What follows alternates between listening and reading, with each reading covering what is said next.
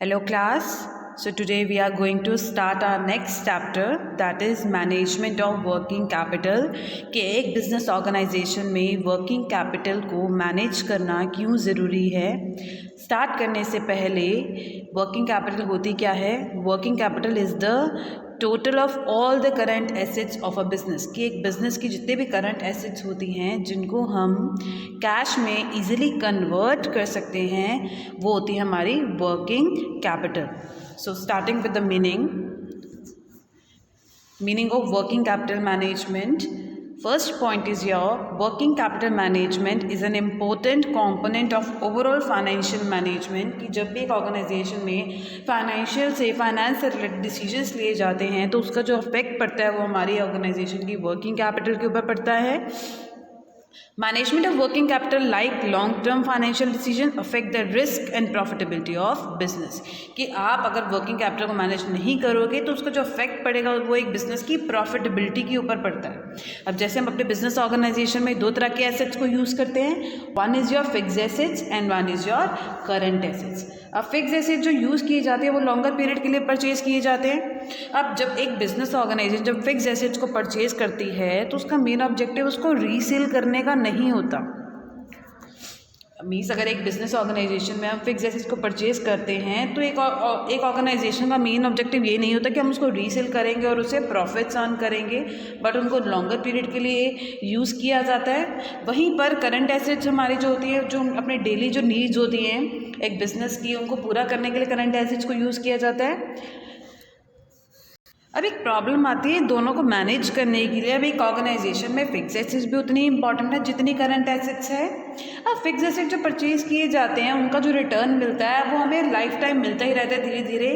वहीं पर जो करंट एसेट्स होती हैं आपकी उनको जिनको हम इजीली शॉर्ट टर्म में ही हम कैश में कन्वर्ट कर लेते हैं. अब बात आ गई कि इन दोनों एसेट्स को मैनेज किस तरीके से किया जाता है. एक प्रॉपर मैनेजमेंट होनी चाहिए इन दोनों में, फिक्स एसेट करंट एसेट्स में, ताकि एक ऑर्गेनाइजेशन की प्रॉफिटेबिलिटी और लिक्विडिटी मेंटेन रहे.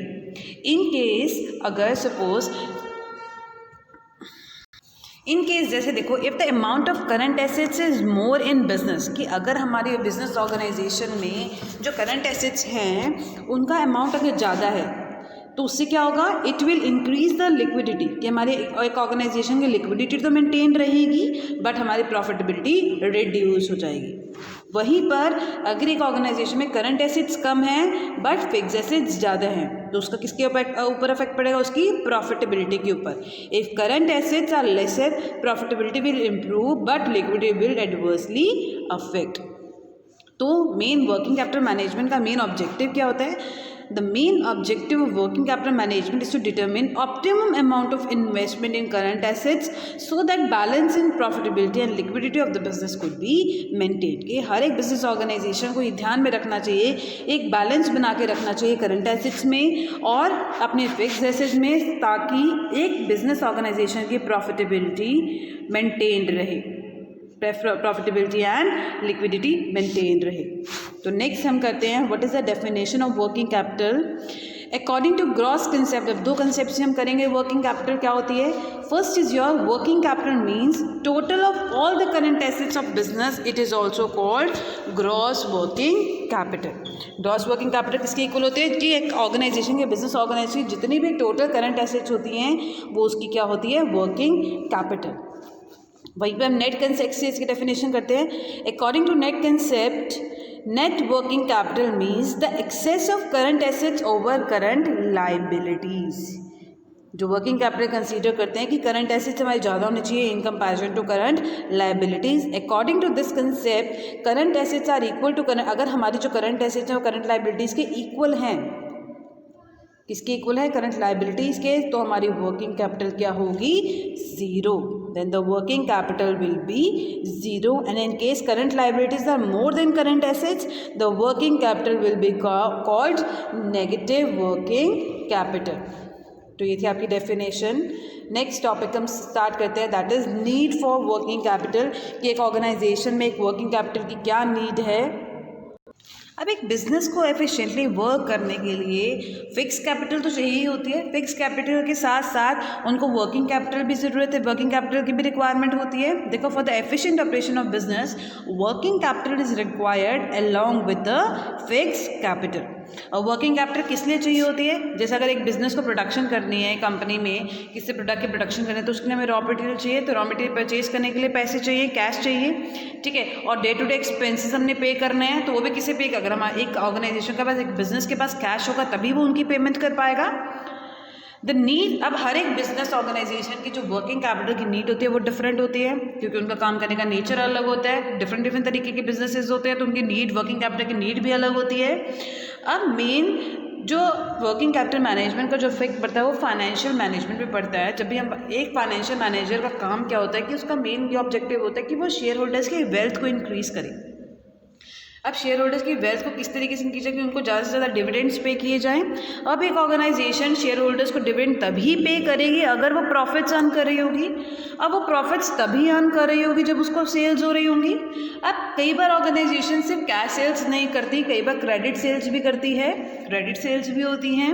देखो, financial management aims at maximising the wealth of the share holders, कि इनका मेन ऑब्जेक्टिव क्या होता है? शेयर होल्डर्स की वेल्थ को इंक्रीज करना, मीन्स उनको ज़्यादा से ज़्यादा डिविडेंड्स पे करना। तो इस ऑब्जेक्टिव को अचीव करने के लिए उनको ज़्यादा से ज़्यादा प्रॉफिट्स अर्न करने हैं, और जो प्रॉफिट्स डिपेंड करते हैं वो हमारी सेल्स के ऊपर करते हैं। बट कई बार सेल्स हमारी कैश सेल्स नहीं होती, एक कंपनी कई बार क्रेडिट सेल्स भी करती है, ये जो हम सेल्स कर रहे हैं उसे कई बार पैसा नहीं आता। तो अगर कंपनी की वर्किंग कैपिटल अच्छी होगी, उनके पास पैसा होगा, तो वो अपने शेयर होल्डर्स को डिविडेंड भी डिस्ट्रीब्यूट कर पाएंगे। तो हमेशा एक गैप रहता है किसमें? सेल ऑफ गुड्स में और रियलाइजेशन ऑफ कैश में। There exist a gap between the sales of goods and realisation of cash. कई बार जब एक कंपनी सेल्स करती है तो हमारे पास साथ ही साथ पैसा नहीं आता, उसमें हमेशा गैप आता है। लास्ट आता है आपका पॉइंट, देखो, the need of working capital can be explain. अब हम एक पढ़ते हैं कि वर्किंग कैपिटल की नीड ऑपरेटिंग साइकिल की हेल्प से पढ़ते हैं और एक कैश साइकिल की हेल्प से हम पढ़ते हैं। One is your operating cycle and next is your cash cycle. अब क्या होती है operating cycle? Operating cycle means that time period which is required to convert raw material into cash. एक ऑपरेटिंग मतलब ऑपरेटिंग मीन्स काम चल रहा है, प्रोडक्शन चल रही है, ठीक है। रॉ मटेरियल को जब तक हम फिनिश गुड्स में कन्वर्ट नहीं कर देते, पहले रॉ मटेरियल आता है, रॉ मटेरियल से प्रोडक्शन स्टार्ट की जाती है, एक फिनिश प्रोडक्ट बनाया जाता है, फिर उस फिनिश प्रोडक्ट को क्या किया जाता है? सेल किया जाता है। तो सेल करके क्या आता है? कैश आता है। तो ये पूरे टाइम पीरियड को हम क्या बोलते हैं? Operating cycle. The greater operating cycle more will be the requirement of working capital. जितनी लंबी हमारी ऑपरेटिंग साइकिल होगी उतना ही एक ऑर्गेनाइजेशन को पैसे की रिक्वायरमेंट होगी, एक वर्किंग कैपिटल की रिक्वायरमेंट होगी। Business enterprises engaged in trading activities have smaller duration of operating cycle as compared to those engaged in manufacturing business। वो कहते हैं कि जो आपके जो ट्रेडिंग बिजनेसेस होते हैं उनकी जो ऑपरेटिंग साइकिल होती है वो स्मॉल होती है, मीन्स उनको वर्किंग कैपिटल की भी ज़्यादा रिक्वायरमेंट नहीं है। वहीं पर जो आपके मैन्युफैक्चरिंग बिजनेसेस होते हैं जिनकी ऑपरेटिंग साइकिल बड़ी होती है और उनको वर्किंग कैपिटल की रिक्वायरमेंट भी ज़्यादा होती है। Those engaged in manufacturing business, because in such enterprises cash is directly converted into finished goods। Last point देखो आपका नीड का, business because no business is able to match its cash inflows and cash outflows, therefore business needs to maintain some cash to pay its current liabilities in time। वो कहते हैं जितनी आप sales कर रहे हो साथ ही साथ आपके पास पैसा नहीं आता। जब आप सेल्स करते हो, कई बार क्रेडिट सेल्स भी करते हो, साथ साथ एक कंपनी के पास सारा का सारा कैश नहीं आता, आप कभी भी एक कंपनी के इनफ्लोज और आउटफ्लोज को मैच नहीं कर सकते। तो हर एक कंपनी के पास हमेशा कुछ इतना पैसा होना चाहिए, मीन्स उनकी इतनी लिक्विडिटी मेंटेन रहनी चाहिए ताकि वो अपनी करंट लाइबिलिटीज़ को, उनको पैसा देना है डेटर्स को, ठीक है। तो अगर उनके कुछ क्रेडिटर्स उनको पैसा देना है तो उन क्रेडिटर्स को वो टाइमली वो पैसा दे सके, मीन्स अपनी करंट लाइबिलिटीज़ को टाइमली वो पे कर सके। तो एक कंपनी में एक वर्किंग कैपिटल को मैनेज करना बहुत ज़रूरी है। नेक्स्ट हम पढ़ते हैं what is permanent and variable working capital. अब परमानेंट वर्किंग कैपिटल कौन सी होती है? अब एक ऑर्गेनाइजेशन में कुछ एक मिनिमम रिक्वायरमेंट्स होते हैं जो एक बिजनेस ऑर्गेनाइजेशन सेट करती है कि उनके पास इतनी मिनिमम कैश, इतना मिनिमम कैश, इतना मिनिमम रॉ मटेरियल तो हमेशा होना ही चाहिए। ये मिनिमम रिक्वायरमेंट्स होती है जो एक कंपनी सेट करती है। तो उस मिनिमम रिक्वायरमेंट को हम बोलते हैं परमानेंट वर्किंग कैपिटल। इसकी डेफिनेशन देखो, the requirement for current assets do not remain stable through out the year. अब जैसे हमारे बिजनेसेस में कभी बूम पीरियड होता है, कभी डाउनफॉल होती है, तो उसी तरीके से हमारे करंट एसेट्स की जो रिक्वायरमेंट्स हैं वो चेंज होती रहती है throughout the year and fluctuate time to time. A certain minimum amount of raw material, work in progress and finished goods in cash must be maintain regularly in the business.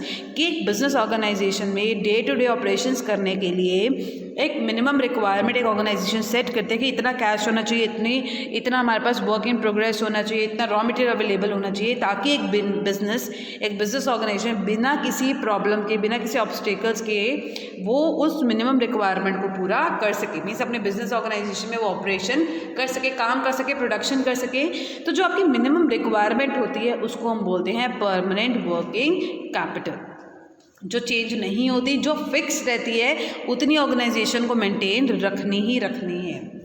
एक आती है आपकी variable working capital. अब कुछ एक months होते हैं जैसे बूम पीरियड हो गया, जहाँ पर जिस टाइम पर प्रोडक्शन बहुत ज़्यादा होती है तो वर्किंग कैपिटल की ज़रूरत ज़्यादा होती है। The level of business activities is higher than normal and therefore additional working capital is required along with the permanent working capital। की permanent working capital तो maintain रहेगी, उसके साथ साथ जो additional working capital की requirement होती है उस additional working capital को हम बोलते हैं variable working capital।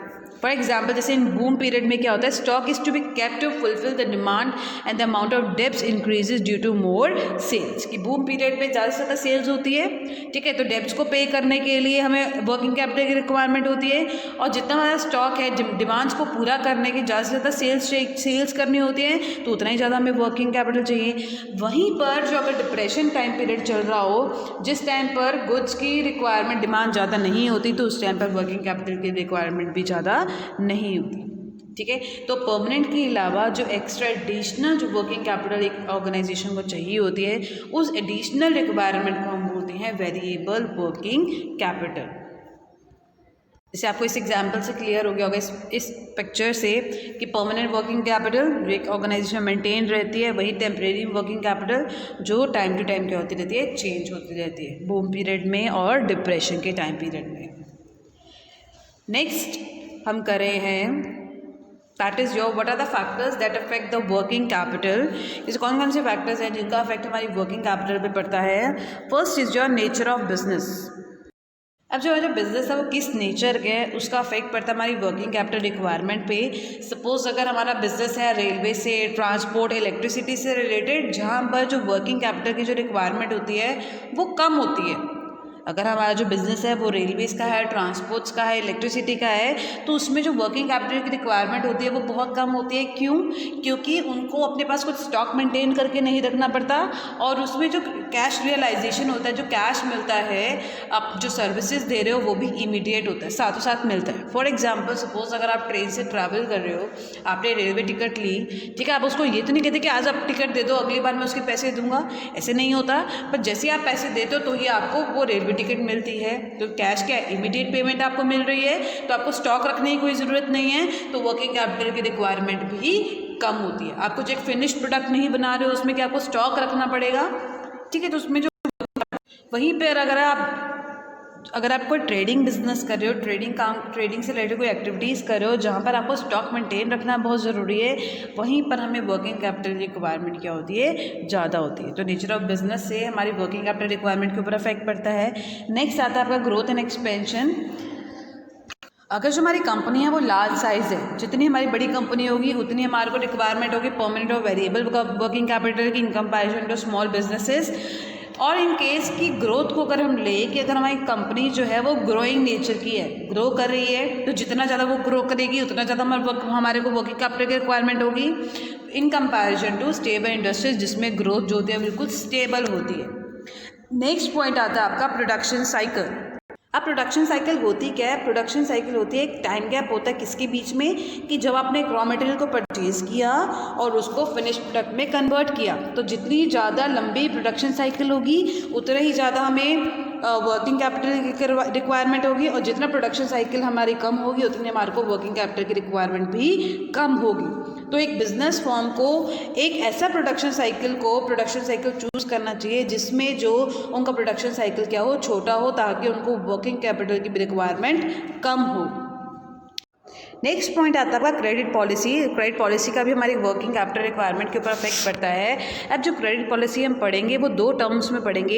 एक क्रेडिट पॉलिसी होती है जो एक फर्म अपने कस्टमर्स को दे रही है क्रेडिट पर, और एक पॉलिसी आती है कि एक फर्म को क्रेडिट पे रॉ मटेरियल मिल रहा है। तो अगर एक फर्म, एक बिजनेस ऑर्गेनाइजेशन अपने कस्टमर्स को क्रेडिट पर गुड्स देती है, अगर वो क्रेडिट पर सेल कर रही है तो जितना ज़्यादा वो क्रेडिट पे सेल करेगी उतने उसके डेटर्स बढ़ेंगे, तो जितने ज़्यादा उसके डेटर्स बढ़ेंगे तो उसकी वर्किंग कैपिटल रिक्वायरमेंट बढ़ेगी। वहीं पर अगर एक organisation tight credit policy follow कर रही है, मीन्स उनको विदिन 2 डेज 3 डेज तो पेमेंट करनी ही करनी है, तो वहीं पर वर्किंग कैपिटल की रिक्वायरमेंट क्या हो जाती है, रिड्यूस हो जाती है। और अगर एक firm liberal credit policy, means उनके ऊपर कोई ऐसे कोई फिक्स टाइम पीरियड नहीं लगाया जा रहा पेमेंट का, तो वर्किंग कैपिटल की रिक्वायरमेंट वैसे ही बढ़ती जाती है, इंक्रीज हो जाती है। सिमिलरली कि अगर एक फर्म को क्रेडिट पर रॉ मटेरियल परचेज, अब ये तो थी एक कस्टमर को, अगर एक बिजनेस ऑर्गेनाइजेशन अपने कस्टमर्स को क्रेडिट पर सेल कर रही है तो वर्किंग कैपिटल रिक्वायरमेंट क्या होती है। वहीं पर अगर एक business firm raw material credit पर परचेज़ कर रही है, तो वहीं पर अगर वो क्रेडिट पर रॉ मटेरियल परचेज़ करे तो वहीं पर वर्किंग कैपिटल की रिक्वायरमेंट क्या हो जाएगी, कम हो जाएगी। तो ये थी आपकी क्रेडिट पॉलिसी। नेक्स्ट पॉइंट आता है आपका अवेलेबिलिटी ऑफ रॉ मटेरियल। अब रॉ मटेरियल का क्या इफेक्ट पड़ता है हमारी वर्किंग कैपिटल पर।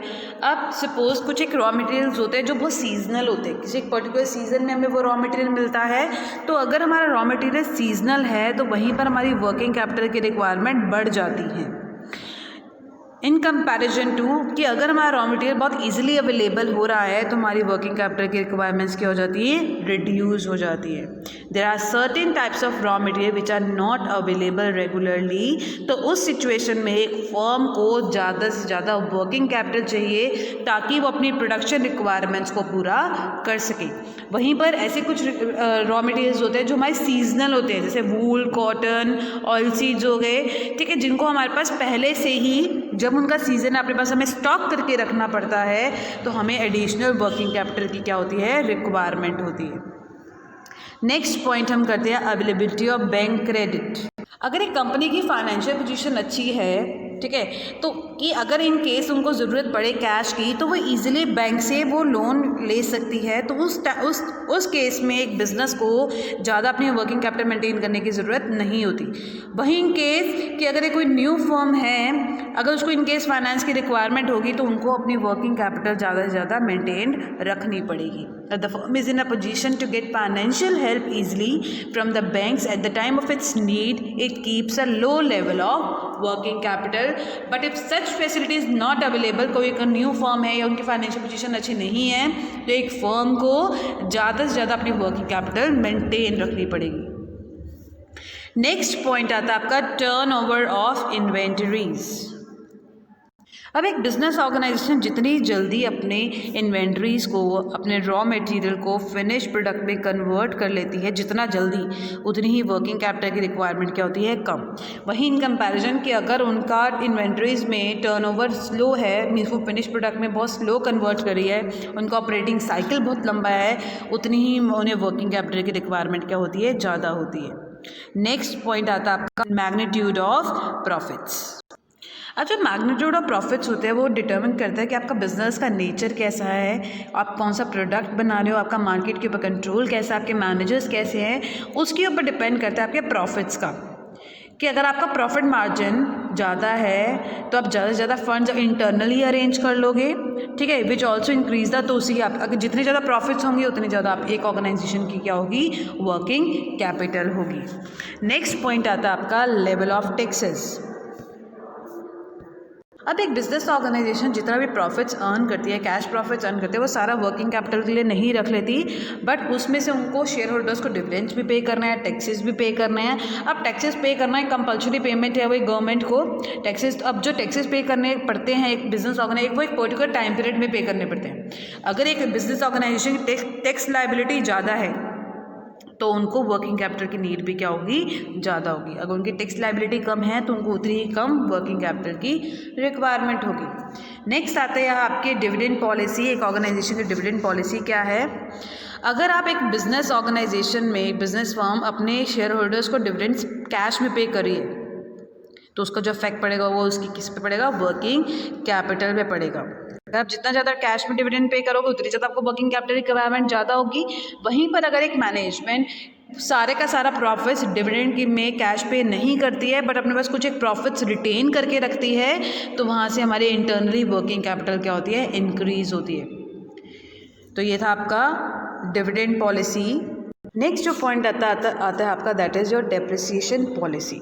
अब डेप्रिसिएशन का हमारे वर्किंग कैपिटल के ऊपर डायरेक्टली इफेक्ट नहीं पड़ता, बल्कि इनडायरेक्टली इफेक्ट पड़ता है, क्योंकि डेप्रिसिएशन हम किसी को पे नहीं करते हैं, बट हम डेप्रिसिएशन अपने फिक्स एसेट्स के ऊपर चार्ज करते हैं। उसमें कोई आउटफ्लो ऑफ कैश नहीं है, ठीक है। तो इसका जो इफेक्ट पड़ता है हमारी वर्किंग कैपिटल के ऊपर वो इनडायरेक्टली पड़ता है। अब किस किस के ऊपर इफेक्ट पड़ता है इसका? हमारी टैक्स लायबिलिटी के ऊपर डेप्रिसिएशन का, और डिविडेंड्स के ऊपर। जितना ज़्यादा हम प्रॉफिट्स में से डेप्रिसिएशन चार्ज करेंगे उतने ज़्यादा हमारे प्रॉफिट्स क्या होंगे, कम होंगे, ठीक है। अकॉर्डिंगली लेसर टैक्सेस, तो जितना और उतना ही हम डिविडेंड भी अपने शेयर होल्डर्स को क्या करेंगे, कम पे करेंगे, ठीक है। तो इनडायरेक्टली जो हमारी डेप्रिसिएशन पॉलिसी है उसका हमारा इफेक्ट किसके ऊपर पड़ता है, हमारी वर्किंग कैपिटल के ऊपर पड़ता है। जो नेक्स्ट पॉइंट आता है आपका, that is your price level changes. अब प्राइस लेवल चेंजेस में अगर हमारे फिनिश प्रोडक्ट्स के, हमारे प्रोडक्ट्स के जो प्राइस है वो इंक्रीज़ कर रहे हैं, तो जितने ज़्यादा हमारे प्राइस इंक्रीज़ करेंगे उतनी ही हमारी रिक्वायरमेंट वर्किंग कैपिटल की क्या होगी, ज़्यादा होगी। तो लास्ट पॉइंट आता है आपका ऑपरेटिंग साइकिल। इन ऑपरेटिंग साइकिल एफिशिएंसी एक मैनेजमेंट की बहुत ज़रूरी है।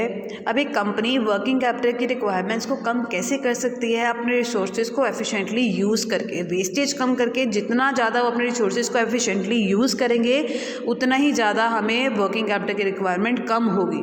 वहीं पर अगर हम वेस्टेज ज़्यादा करेंगे, अपने रिसोर्सेज को ऑप्टिमम यूटिलाइजेशन नहीं कर रहे हैं, उतनी ज़्यादा हमें वर्किंग कैपिटल की रिक्वायरमेंट क्या होगी, ज़्यादा होगी। तो ये था आपके फैक्टर्स जो हमारी वर्किंग कैपिटल के ऊपर अफेक्ट करते हैं। तो नेक्स्ट टॉपिक हम स्टार्ट कर रहे हैं, that is the advantages of adequate working capital. अब अगर एक बिजनेस ऑर्गेनाइजेशन में एक एडिक्वेट वर्किंग कैपिटल होगी, प्रॉपर वर्किंग कैपिटल की रिक्वायरमेंट है, प्रॉपर वर्किंग कैपिटल है, तो उसका क्या क्या फ़ायदा होता है एक बिजनेस ऑर्गेनाइजेशन को, कि वो अपने कस्टमर्स को कैश डिस्काउंट्स दे पाएगी। Firm can get cash discounts by making cash payments for the goods purchase by it, कि जो वो रॉ मटेरियल परचेज कर रहे हैं उनकी कैश पेमेंट्स करके वो कैश डिस्काउंट्स अवेल कर पाएगी। नेक्स्ट पॉइंट देखो, availability of raw material on regular basis, कि अगर उनको रेगुलर बेसिस पर उनको रॉ मटेरियल लेना है प्रोडक्शन के लिए, तो अगर उनकी वर्किंग कैपिटल उनके पास है तो बिना किसी ऑब्स्टेकल के वो वर्किंग अपनी प्रोडक्शन साइकिल, प्रोडक्शन प्रोसेस को कंटिन्यू कर सकते हैं। नेक्स्ट आता है आपका, नेक्स्ट जो टॉपिक हम स्टार्ट करें, that is your advantages of adequate working capital, कि अगर एक बिजनेस फर्म में एडिक्वेट वर्किंग कैपिटल है तो उसका बिजनेस ऑर्गेनाइजेशन को क्या क्या फ़ायदा होता है। First is your cash discounts, कि एक फर्म को कैश डिस्काउंट्स मिल सकता है अगर वो कैश पेमेंट्स करेगी, जो वो रॉ मटेरियल परचेज करी है, गुड्स परचेज कर रही है बाहर से, अगर वो उनकी कैश पेमेंट करती है, वो कैश पेमेंट तभी कर पाएगी अगर उनके पास वर्किंग कैपिटल होगी, तो वो कैश डिस्काउंट्स ले सकते हैं।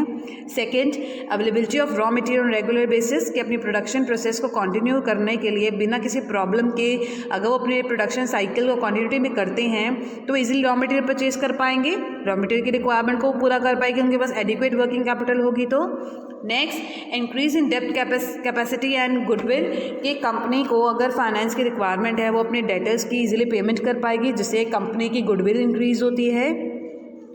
Next, facilitate the distribution of dividend, जितना ज़्यादा पैसा होगा, जितनी ज़्यादा वर्किंग कैपिटल होगी एक ऑर्गेनाइजेशन की, उतना ज़्यादा वो शेयर होल्डर्स की वेल्थ को इंक्रीज कर पाएगी, उनको उतने ही ज़्यादा डिविडेंड्स पे किए जाएंगे। Next, advantages of favourable opportunities, कि अगर एक बिजनेस फर्म के सामने कोई अपॉर्चुनिटी आती है या उनको और ज़्यादा उनका बूम टाइम पीरियड में उनको और ज़्यादा रॉ मटेरियल परचेज करना है, अगर उनके पास working capital, adequate working capital है, तो वो अपनी सारी रिक्वायरमेंट्स को, फेवरेबल अपॉर्चुनिटीज़ को अवेल कर पाएंगे। Next, fuller utilisation of fix assets, कि अगर हमारी वर्किंग कैपिटल एडिक्वेट नहीं होती तो हम अपनी फिक्स एसेट्स को प्रॉपर ऑप्टिमम यूटिलाइजेशन नहीं कर पाते, बट अगर हमारे पास एडिक्वेट वर्किंग कैपिटल होगी तो हम अपनी वर्किंग कैपिटल को यूज़ कर पाएंगे प्रोडक्शन के लिए। मैक्सिमम प्रोडक्शन कैपेसिटी जितना हम उनसे प्रोड्यूस कर सकते हैं फिनिश गुड्स को, हम उतना प्रोड्यूस कर पाएंगे।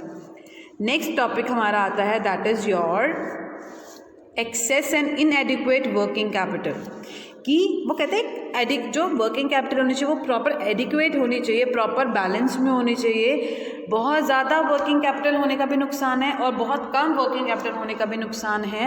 अब क्या होता है excess and inadequate working capital?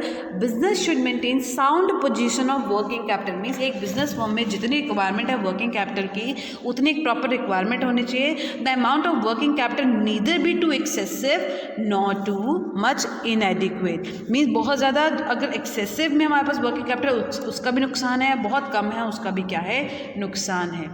The working capital requirement will reduce profitability as the funds will remain unutilized, कि अगर एक ऑर्गेनाइजेशन में वर्किंग कैपिटल रिक्वायरमेंट की वजह से हमारी ऑर्गेनाइजेशन की प्रॉफिटेबिलिटी के ऊपर अफेक्ट पड़ता है, जिससे अगर हमारी ज़्यादा वर्किंग कैपिटल होगी उससे जो हमारे फंड्स रहेंगे वो अनयूटिलाइज रहेंगे, हम उनका प्रॉपर यूटिलाइजेशन नहीं कर पाएंगे। वहीं in comparison to if working capital is less, बहुत कम है, तो जो हमारे को प्रोडक्शन प्रोसेस के लिए जितना हमारे को कैपिटल चाहिए वो हम अपनी प्रोडक्शन प्रोसेस को हम पूरा नहीं कर पाएंगे, हम रॉ मटेरियल परचेज नहीं कर पाएंगे, अपने डेब्ट्स की टाइमली पेमेंट नहीं कर पाएंगे, ठीक है। तो उसका जो इफेक्ट पड़ता है वो प्रोडक्शन प्रोसेस पे पड़ता है। अगर हमारी वर्किंग कैपिटल कम है it will reduce the sales कम होगी, क्योंकि रॉ मटेरियल नहीं है तो प्रोडक्शन नहीं होगी, प्रोडक्शन नहीं होगी तो सेल्स नहीं होगी, अगर सेल्स नहीं होगी तो एक ऑर्गेनाइजेशन की प्रॉफिटेबिलिटी भी नहीं होगी। तो एक एडिक्वेट वर्किंग कैपिटल का होना बहुत ज़रूरी है। नेक्स्ट टॉपिक हम करें that is management of working capital. What is the definition according to Smith K V? Working capital management is concern with the problems that arise in attempting to manage the current assets, current liabilities and the inter relationship that exist between them. कहते हैं working capital को manage करना बहुत ज़रूरी है, एक balance maintain करना बहुत ज़रूरी है करंट एसेट्स में और करंट लायबिलिटीज़ में। तो अब एक एडिक्वेट करंट एसेट्स का होना क्यों ज़रूरी है? ताकि एक बिजनेस फर्म टाइमली अपनी करंट लायबिलिटीज़ की क्या कर सके, पेमेंट कर सके। सो वर्किंग कैपिटल को मैनेज करना बहुत ज़रूरी है, क्योंकि उसका जो इफेक्ट पड़ता है वो एक बिजनेस फर्म की प्रॉफिटेबिलिटी के ऊपर, रिस्क के ऊपर, लिक्विडिटी के ऊपर पड़ता है। तो हर एक बिजनेस फर्म को डिफरेंट फैक्टर्स को कंसीडर करके अपनी वर्किंग कैपिटल की क्या करनी चाहिए, मैनेजमेंट करनी चाहिए। नेक्स्ट जो टॉपिक स्टार्ट हम करें that is policies regarding financing of current assets, कि कौन कौन सी पॉलिसीज़ हम फॉलो करते हैं, एक बिजनेस फर्म कौन सी पॉलिसीज़ को फॉलो करती है। पॉलिसी स्टार्ट कर रहे हैं दैट इज़ योर हेजिंग और मैचिंग अप्रोच। अब हेज का मतलब क्या होता है? The word hedge means security and safety. अब हर एक बिजनेस फर्म में जब वो वर्किंग कैपिटल को मैनेज करते हैं प्रॉपर सेफली और सिक्योरिटी करते हैं, ताकि हमारे एक बिज़नेस फर्म में एडिक्वेट वर्किंग कैपिटल बनी रहे। अब हमने पहले पढ़ा था अभी वीडियो में कि वर्किंग कैपिटल अब एक बिजनेस ऑर्गेनाइजेशन दो तरीके की होती है, एक होती है आपकी परमानेंट वर्किंग कैपिटल, एक होती है वेरिएबल वर्किंग कैपिटल। जो परमानेंट वर्किंग कैपिटल होती है, हम एक एग्जाम्पल से करते हैं स्टार्ट और इसका डेफिनेशन देखो। According to this approach maturity of sources of finance is matched with the life time of assets. Example से करते हैं, देखो एक बिजनेस फर्म में दो तरह की वर्किंग कैपिटल होती है, एक होती है आपकी परमानेंट वर्किंग कैपिटल, एक होती है वेरिएबल और टेम्परेरी वर्किंग कैपिटल। अब मैंने आपको बताया था कि एक बिजनेस फर्म को मिनिमम रिक्वायरमेंट्स तो सेट करके ही रखनी पड़ती है वर्किंग कैपिटल की। तो हेजिंग अप्रोच के अकॉर्डिंगली ये क्या कहते हैं कि अगर एक बिजनेस फर्म को जो उनका परमानेंट पार्ट है, परमानेंट वर्किंग कैपिटल है, जो मिनिमम रिक्वायरमेंट उनको रखनी पड़ती है, वो किसके थ्रू करते हैं? विद लॉन्ग टर्म फंड से, शेयर से, इक्विटी शेयर से, प्रेफरेंस शेयर से। तो वो जो that is long term funds, तो जो परमानेंट पार्ट मेंटेन करते हैं वो किससे करते हैं? लॉन्ग टर्म फंड से। वहीं पर जो आपकी सीजनल वर्किंग कैपिटल होती है, जो सीज़न के अकॉर्डिंगली चेंज होती रहती है, वेरिएबल और टेम्परेरी पार्ट जो होता है वो हम किससे मेंटेन रखते हैं? अपना शॉर्ट टर्म फंड से। जैसे हमारे डेटर्स हो गए, बिल रिसीवेबल्स हो गए, तो वो हो गए आपके शॉर्ट टर्म फंड्स।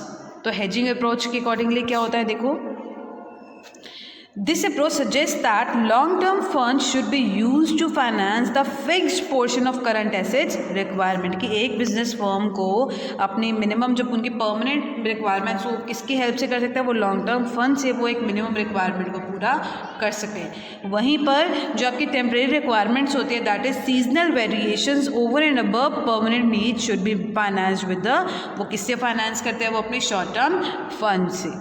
तो ये थी आपकी हेजिंग अप्रोच। नेक्स्ट हम करते हैं policies your conservative approach. Conservative approach के अकॉर्डिंगली वो क्या कहते हैं कि एक बिजनेस फर्म रिस्क लेती ही नहीं है, reflects no risk in life. इसमें क्या होता है कि जो उनकी टेम्परेरी और जो परमानेंट रिक्वायरमेंट्स है वो सारी रिक्वायरमेंट्स वो अपनी टोटल फंड्स की जो रिक्वायरमेंट्स है वो लॉन्ग टर्म सोर्सेज से पूरा करते हैं, चाहे वो परमानेंट वर्किंग कैपिटल हो चाहे वो टेम्परेरी वर्किंग कैपिटल हो। ये दोनों रिक्वायरमेंट्स वो किससे पूरा करते हैं, अपनी लॉन्ग टर्म फंड से, लोन लेकर फाइनेंशियल इंस्टीट्यूशन से, बैंक से, इक्विटी शेयर होल्डर से। देखो इसके डायग्राम से करते हैं जो देखो इसमें अब दो तरह की वर्किंग कैपिटल है, वन इज जो परमानेंट पार्ट एंड वन जो टेम्परेरी पार्ट। जो इन परमानेंट और टेम्परेरी वर्किंग कैपिटल की रिक्वायरमेंट है वो किससे पूरा करें, लॉन्ग टर्म फंड से। अब इसमें वो क्या सोचते हैं, there is low risk because liquidity is high. अब ये जो कंपनी जो कंजर्वेटिव अप्रोच अडॉप्ट करती है वो वहाँ पर जो रिस्क होता है वो कम होता है। क्यों? क्योंकि उनके पास इतना पैसा है कि जो भी अगर वेरिएबल नेचर की वर्किंग कैपिटल हमें चाहिए परमानेंट तो वो इसलिए पूरा कर पाएंगे क्योंकि उनके पास पैसा ज़्यादा है। कहाँ से वो पैसा लिया, उन्होंने लॉन्ग टर्म फंड से लिया, लिक्विडिटी बहुत ज़्यादा है। ड्यू टू सरप्लस फंड, अगर इतना ज़्यादा पैसा है तो उसको प्रॉपर यूटिलाइज नहीं कर रहे हैं, एफिशिएंटली यूटिलाइज नहीं कर रहे अपने रिसोर्सेज को, तो उतनी प्रॉफिटेबिलिटी क्या हो जाती है उनकी, कम हो जाती है। लिक्विडिटी तो ज़्यादा हो गई बट प्रॉफिटेबिलिटी क्या हो गई, कम हो गई। तो that is your conservative approach, जहाँ पर जो वो अपनी रिक्वायरमेंट्स है परमानेंट और टेम्परेरी वर्किंग कैपिटल की वो किससे पूरा करते हैं, अपने लॉन्गर टर्म फंड से। Now last approach is your trade off और बैलेंसिंग अप्रोच। अब ये अप्रोच, इन जो दो अप्रोचेस हमने पढ़ी, हेजिंग और matching approach and second is your conservative approach, इन दोनों अप्रोचेस को बैलेंस करने के लिए कौन सी अप्रोच बनाई गई, ट्रेड ऑफ और बैलेंसिंग अप्रोच। अब इसमें हम क्या करते हैं, ट्रेड ऑफ में एक बैलेंस, एक मिनिमम और मैक्सिमम लेकर अमाउंट, जो वर्किंग कैपिटल की रिक्वायरमेंट है मिनिमम रिक्वायरमेंट को देखकर और जो मैक्सिमम रिक्वायरमेंट है उसकी एवरेज जो होती है, उन दोनों का एवरेज रिक्वायरमेंट एक कंपनी अपने पास मेंटेन करके रखती है। जो वो एवरेज रिक्वायरमेंट होती है उनकी एवरेज रिक्वायरमेंट कैसे निकाली उन्होंने, जो मिनिमम रिक्वायरमेंट होती है और जो सीजनल वेरिएशंस को देखकर जो मैक्सिमम रिक्वायरमेंट होती है उसके एवरेज रिक्वायरमेंट को हम किससे पूरा करते हैं, लॉन्गर टर्म फंड से। उसके अलावा अगर उसके एवरेज के बाद भी अगर एडिशनल वर्किंग कैपिटल की रिक्वायरमेंट होती है तो वो हम किससे पूरा करते हैं, शॉर्ट टर्म फंड से। तो ये थी आपकी ट्रेड ऑफ और बैलेंसिंग अप्रोच। दिस में be finance through long term sources and for an additional need, कि इसके अलावा भी अगर वर्किंग कैपिटल की रिक्वायरमेंट होती है तो वो किससे पूरा करते हैं, शॉर्ट टर्म फंड से। तो नेक्स्ट टॉपिक स्टार्ट करें अब हम, that is your analysis of working capital, कि एक वर्किंग कैपिटल किस तरीके से एनालाइज किया जाता है। First is the schedule of changes in working capital. सबसे पहले हम चेक करते हैं कि हमारी वर्किंग कैपिटल में कितने चेंजेस आ रहे हैं। The changes in the quantum of working capital and its different constituents can be ascertained. It has been discussed कि अब हम इसको कैसे पढ़ेंगे। देखो कुछ एक हम ये जो रेशियोज़ होते हैं उनकी हेल्प से, वो रेशियोज़ की हेल्प से हम देख सकते हैं कि हमें वर्किंग कैपिटल की कितनी रिक्वायरमेंट है। This show tells us how much amount of working capital has been invested in stock, कि वर्किंग कैपिटल टर्नओवर कैसे निकाल सकते हैं हम, कॉस्ट ऑफ गुड्स सोल्ड को किससे डिवाइड करेंगे, नेट वर्किंग कैपिटल से। डेटर्स टर्नओवर कैसे निकाल सकते हैं, credit sales about debtors plus bill receivables. Average collection period का काउंट कर सकते हैं हम, क्रेडिट टर्नओवर फाइंड आउट कर सकते हैं, एवरेज पेमेंट पीरियड को कैलकुलेट कर सकते हैं, जिससे हम अपने वर्किंग कैपिटल रिक्वायरमेंट को एनालाइज कर सकते हैं डिफरेंट रेशियोज से। फंड फ्लो स्टेटमेंट बना सकते हैं। क्या होती है फंड फ्लो स्टेटमेंट? अब फंड फ्लो स्टेटमेंट से हमें क्या पता लगता है कि एक ऑर्गेनाइजेशन कितने अपने फंड्स को किस तरीके से यूज़ करे, कितना फंड्स आ रहा है, इंक्रीज़ और डिक्रीज़ कितना है फंड्स में, कहाँ से फंड्स आ रहे हैं, कहाँ पे हमने पेमेंट्स करनी है, जिसका अफेक्ट जो पड़ता है वो हमारी वर्किंग कैपिटल के ऊपर पड़ता है कि हमें कितनी ज़्यादा वर्किंग कैपिटल चाहिए होगी। नेक्स्ट आता है आपका कैश फ्लो स्टेटमेंट्स, कि कैश के अंदर क्या चेंजेस हो रहे हैं, उसका अफेक्ट भी किसके ऊपर पड़ता है, हमारी वर्किंग कैपिटल के ऊपर पड़ता है। तो कैश के ऊपर जो अफेक्ट्स पड़ रहे हैं, कैश को डिटरमिन करना बहुत ज़रूरी है, तो उसकी हेल्प से हम अपनी वर्किंग कैपिटल को एनालाइज कर सकते हैं। नेक्स्ट आता है आपका operating cycle and its relevance for working capital management, कि ऑपरेटिंग साइकिल क्यों ज़रूरी है एक बिजनेस ऑर्गेनाइजेशन को एनालाइज करने के लिए, ताकि हमें वर्किंग कैपिटल रिक्वायरमेंट के बारे में पता लग सके। आपको बताया था कि ऑपरेटिंग साइकिल होती क्या है। ऑपरेटिंग साइकिल होती है योर प्रोडक्शन साइकिल, कि कितना जल्दी एक बिजनेस फर्म अपने रॉ मटेरियल को कैश में कन्वर्ट कर लेती है, मतलब सेल्स में कन्वर्ट कर लेते हैं, और सेल्स के बाद कैश में कितनी जल्दी उनको कैश रियलाइज हो रहा है, that is your operating cycle. Total duration taken to complete one cycle of operation is your operating cycle. कि हम एक बिजनेस ऑर्गेनाइज कितना जल्दी अपने रॉ मटेरियल को दोबारा से कैश में क्या कर लेती है, कन्वर्ट कर लेती है। तो ये हम पढ़ेंगे ऑपरेटिंग साइकिल को 3 पार्ट्स में। First is your inventory conversion period, second receivable conversion period, and third is your lag period. What is it? Now first point is your inventory conversion period. What is inventory conversion period? It is a time taken to purchase the raw material and converting them into finished goods. कि ये क्या होता है, ये वो time period होता है जिसमें एक ऑर्गेनाइजेशन रॉ मटेरियल को परचेज करती है और कितना जल्दी वो एक फिनिश प्रोडक्ट में उसको चेंज कर लेती है, that is your inventory conversion period. अब इसमें 3 स्टेजेस होते हैं। फर्स्ट होता है आपका रॉ मटेरियल कन्वर्जन पीरियड, दूसरा work in progress conversion period, third होता है उसको finish goods conversion period. Second आता है आपका रिसीवेबल कन्वर्जन पीरियड, कि कितना जल्दी the time taken to realise cash from the receivables, कि जो हम सेल्स कर रहे हैं हम कितना जल्दी एक बिजनेस फर्म अपनी सेल से पैसा रिसीव करती है, that is your receivable conversion period. Third आता है आपका lag period, the time provided by suppliers of raw material to the firm in question for taking payment. The longer the lag period, the lesser would be the firm's need to seek the working capital financing from external sources. कि अगर एक business firm को जो raw material है वो credit पर purchase कर रही है तो उतना ही उसको वर्किंग कैपिटल की रिक्वायरमेंट क्या होती है, कम होती है। The time period provided by suppliers of raw material to the firm, कि जितना अगर एक सपोज एक business firm raw material credit पे परचेज कर रही है तो जहाँ से वो ले रही है उसके जो सप्लायर्स हैं रॉ मटेरियल के, वो एक बिजनेस फर्म को कितने टाइम पीरियड के लिए उनको कह रहे हैं कि आपने इस रॉ मटेरियल की पेमेंट करनी है। तो जितना ज़्यादा पीरियड ज़्यादा होगा उतनी ही वर्किंग कैपिटल की रिक्वायरमेंट क्या होगी, कम होगी। That is your lag period. Next topic हम स्टार्ट कर रहे हैं, that is your working capital forecast. Working capital की फोरकास्टिंग किस तरीके से होती है। First point is your operating cycle method. अभी हमने पढ़ा कि इस मेथड से हम क्या होता है कि हम ऑपरेटिंग साइकिल के हर एक स्टेज को हम चेक करते हैं जिससे हमारी वर्किंग कैपिटल के रिक्वायरमेंट के ऊपर इफेक्ट पड़ता है। ऑपरेटिंग साइकिल मेथड आपको क्लियर हो गया होगा अब तक।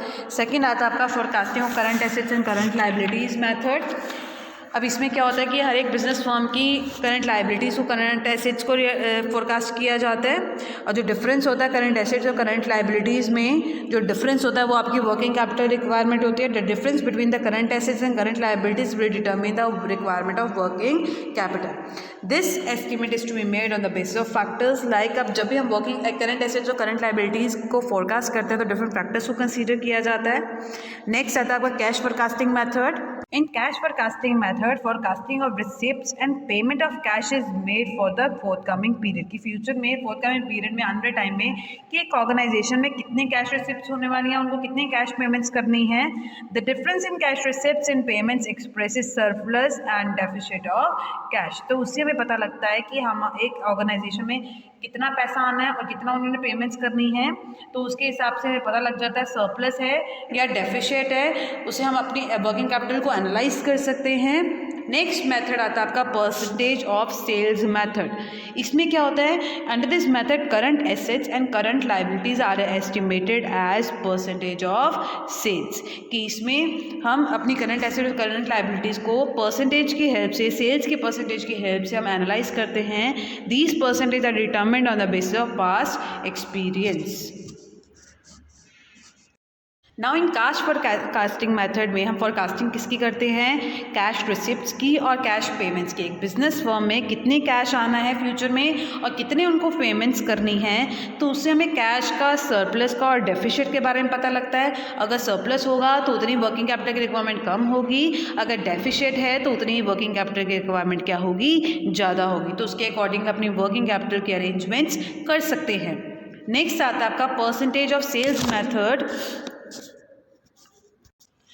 अब परसेंटेज ऑफ सेल्स मेथड में हम क्या करते हैं, जो करंट एसेट्स और करंट लायबिलिटीज़ की जो हम एस्टिमेशन करते हैं, फ्यूचर एस्टिमेशन जो करते हैं वो परसेंटेज ऑफ सेल्स से करते हैं।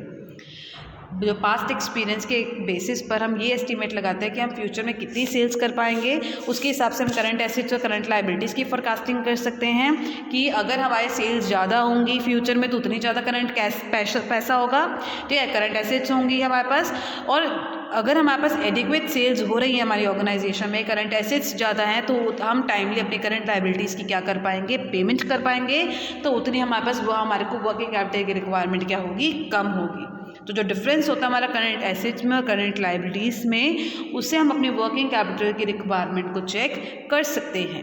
जो लास्ट मेथड आता है आपका, that is your projected balance sheet method. अब इसमें हम किसकी फोरकास्टिंग करते हैं? Under this method by forecasting current assets and current liabilities, projected balance sheet for future date is prepared. कि पहले से ही फ्यूचर डेट की बैलेंस शीट को हम प्रिपेयर कर लेते हैं, प्रोजेक्ट कर लेते हैं, ताकि हम अपने करंट एसेट्स में और करंट लायबिलिटीज़ में डिफरेंस निकाल सके। डिफरेंस के बेसिस पर हमें पता लग सके कि हमारे पास सरप्लस है या डेफिसिट है कैश का। सरप्लस होगा तो वर्किंग कैपिटल की रिक्वायरमेंट कम होगी, अगर डेफिसिट ऑफ कैश है तो वर्किंग कैपिटल की रिक्वायरमेंट क्या होगी, ज़्यादा होगी। तो अगर एक बिजनेस ऑर्गेनाइजेशन चाहे तो अपनी वर्किंग कैपिटल की फोरकास्टिंग करके भी एनालाइज कर सकते हैं कि उसकी बिजनेस फर्म की वर्किंग कैपिटल रिक्वायरमेंट कितनी है। तो ये थे आपका chapter, that is your management of cash, working capital. Now in cash forecasting method में हम फोरकास्टिंग किसकी करते हैं, कैश रिसिप्ट्स की और कैश पेमेंट्स की। एक बिजनेस फर्म में कितने कैश आना है फ्यूचर में और कितने उनको पेमेंट्स करनी है, तो उससे हमें कैश का, सरप्लस का और डेफिसिट के बारे में पता लगता है। अगर सरप्लस होगा तो उतनी वर्किंग कैपिटल की रिक्वायरमेंट कम होगी, अगर डेफिसिट है तो उतनी वर्किंग कैपिटल की रिक्वायरमेंट क्या होगी, ज़्यादा होगी। तो उसके अकॉर्डिंग अपनी वर्किंग कैपिटल के अरेंजमेंट्स कर सकते हैं। नेक्स्ट आता है आपका परसेंटेज ऑफ सेल्स मेथड। अब परसेंटेज ऑफ सेल्स मेथड में हम क्या करते हैं, जो करंट एसेट्स और करंट लायबिलिटीज़ की जो हम एस्टिमेशन करते हैं, फ्यूचर एस्टिमेशन जो करते हैं, वो परसेंटेज ऑफ सेल्स से करते हैं। जो पास्ट एक्सपीरियंस के बेसिस पर हम ये एस्टीमेट लगाते हैं कि हम फ्यूचर में कितनी सेल्स कर पाएंगे, उसके हिसाब से हम करंट एसेट्स और करंट लायबिलिटीज़ की फोरकास्टिंग कर सकते हैं कि अगर हमारे सेल्स ज़्यादा होंगी फ्यूचर में तो उतनी ज़्यादा करंट पैसा होगा, ठीक है, करंट एसेट्स होंगी हमारे पास। और अगर हमारे पास एडिक्वेट सेल्स हो रही है हमारी ऑर्गेनाइजेशन में, करंट एसेट्स ज़्यादा हैं, तो हम टाइमली अपनी करंट लायबिलिटीज़ की क्या कर पाएंगे, पेमेंट कर पाएंगे, तो उतनी हमारे पास वो हमारे को वर्किंग कैपिटल की रिक्वायरमेंट क्या होगी, कम होगी। तो जो डिफरेंस होता है हमारा करंट एसेट्स में और करंट लायबिलिटीज़ में, उससे हम अपनी वर्किंग कैपिटल की रिक्वायरमेंट को चेक कर सकते हैं। जो लास्ट मेथड आता है आपका, that is your projected balance sheet method. अब इसमें हम किसकी फोरकास्टिंग करते हैं? Under this method by forecasting current assets and current liabilities, projected balance sheet for future date is prepared. कि पहले से ही फ्यूचर डेट की बैलेंस शीट को हम प्रिपेयर कर लेते हैं, प्रोजेक्ट कर लेते हैं, ताकि हम अपने करंट एसेट्स में और करंट लायबिलिटीज़ में डिफरेंस निकाल सके। डिफरेंस के बेसिस पर हमें पता लग सके कि हमारे पास सरप्लस है या डेफिसिट है कैश का। सरप्लस होगा तो वर्किंग कैपिटल की रिक्वायरमेंट कम होगी, अगर डेफिसिट ऑफ कैश है तो वर्किंग कैपिटल की रिक्वायरमेंट क्या होगी, ज़्यादा होगी। तो अगर एक बिजनेस ऑर्गेनाइजेशन चाहे तो अपनी वर्किंग कैपिटल की फोरकास्टिंग करके भी एनालाइज कर सकते हैं कि उसकी बिजनेस फर्म की वर्किंग कैपिटल रिक्वायरमेंट कितनी है। तो ये थे आपका